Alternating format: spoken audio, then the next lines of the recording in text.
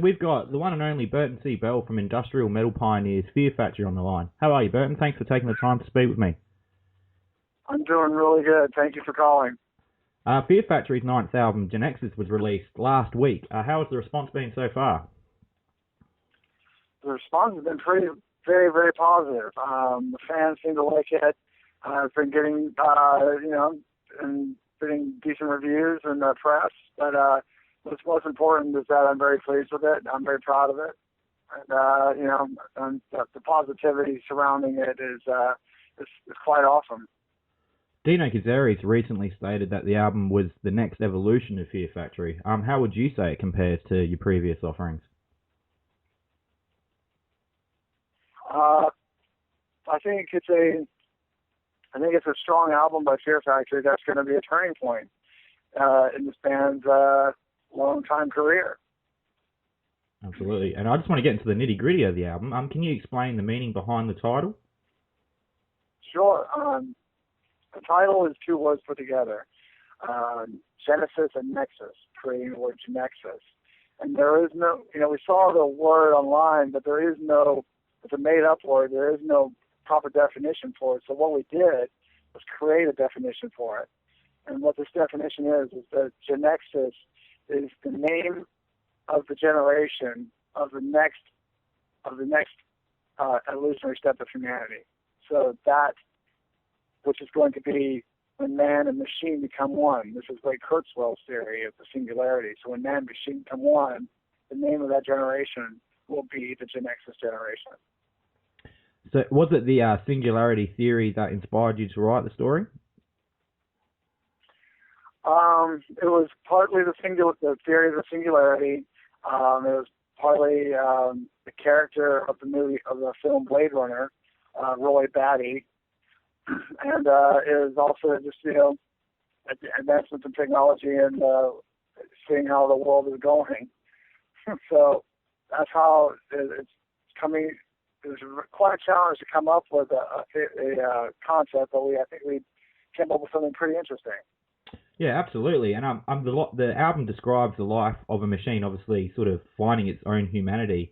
But the elements inside the album would resonate with basically every human on the planet. Did you find it hard trying to maintain that balance between mankind and machine and, crossing the gaps in between those two things? No, I didn't find it. The challenge was just to create a believable character, a believable story. And that's the thing about when man and machine become one. Will we retain our humanity? Will we be machine? And I think humans think like machines already, because machines are being made to duplicate humanity. So therefore, machines are going to be human. So it wasn't really difficult to try and figure that out, because it's like, look, we already are machines, and so to write empathetically like one and to write about possible scenarios of this next generation was quite challenging and actually exhilarating. I found it really interesting that by the end of the story, the Genexus Generation, as you call them, they not only become the last remaining life form, so to speak, but they've also realised that their existence will come to an end at some point too. Do you think it's this awareness of their own death that kind of makes them cross over from being just artificial intelligence to sort of being more human? Artificial intelligence is going to be a reality, whether we like it or not. The fact that all all good things come to an end, and humanity is going to destroy itself. And it's not going to be machines. It's not going to be an uprising through machines, because the machines, AI will be intelligent enough to realize that it's not going to be through violence, but through dependency, that humanity will no longer exist. It's such an awesome and realistic storyline. What's the ultimate message you would like to get out there?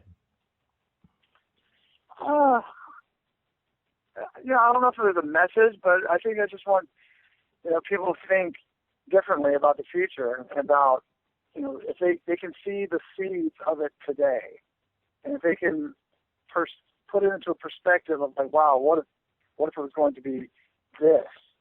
Maybe people will start considering technology differently, or people will start thinking about humanity differently. And if you can retain your humanity, which means caring for one another, and to me that's what humanity is all about, caring for one another, then we will survive as a species. For sure. And do you have a personal favorite track from the album? I like them all. They're all different. Right now the two songs we're playing live are crowd pleasers. Soul Hacker and Dielectric are crowd pleasers. I think Enhanced Reality is a bonus track that's really good. I think Exploration is a really good song. I think Exploration Day is one of the more forward-thinking songs we've done in a long time. Absolutely. And can you explain a little bit about the writing process to us? The writing process? Yeah. It's just something that, Dino and I get together, and, it's two people who are passionate about what they believe in. And, it's a chemistry that we have, and we just, we go to the writing board, and we just start writing and record it, and, trial through error constantly and making it right. And so it's not, for Fear Factory, it's not an easy process, but, that's why it took so long this time. We wanted to make sure that it was the right record to do. For sure. And so what are your touring plans for the album? Well, we're currently on tour as direct support for Cold Chamber. This tour ends on the 22nd of August. The 23rd of August, we continue touring by headlining our own tour, continuing through the United States. And that will go through mid-September. October, we'll have a couple weeks off. In September, October, we'll have some weeks off. And then we go to Japan. And then we go to Europe in November, December. And then we'll see what 2016 holds. But if this record continues to be successful and people remain positive about it, I suspect we'll continue touring for another year. Excellent. So do you have any plans on hitting Australia in that time? Absolutely. We were talking about it, but nothing has been definitive or decided upon yet. Yeah, no worries. So you guys have been in the business for over 20 years now. How much longer do you envision Fear Factory sticking around for? I don't know, man. When we first started this band, I didn't think it would last 10 years. So here we are, and this October will make it 25 years. So, it's I give it, as long as we can still manage to survive, I think that's what it's all about. For sure. And just to finish up, at the Australian Rock and Metal Institute, we're all about inspiring young people to live their dreams and training them up to becoming in a band. Do you have any words of advice that you could give to them? For younger bands? Yeah. Get a good lawyer. It sounds funny, but it's true. Find a good lawyer. Because once a band, I would get a lawyer before you get a manager. Find a lawyer can be very helpful, because what younger bands do not understand is that once you make your first dollar, you're a business, and you need to make sure that your business is not screwed with. So you need a lawyer to protect you and to fight for you.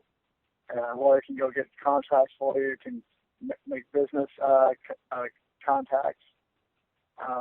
That's the business side of it. That's one of the first things I do on the business side.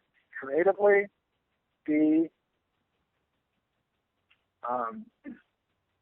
creatively, just be yourself and be as original as possible, and truly believe what you write. Absolutely, that's some sound advice there. Well, thanks very much for your time, and congratulations on the release of yet another awesome album. Thank you very much, Cam. I really appreciate that. Thank you.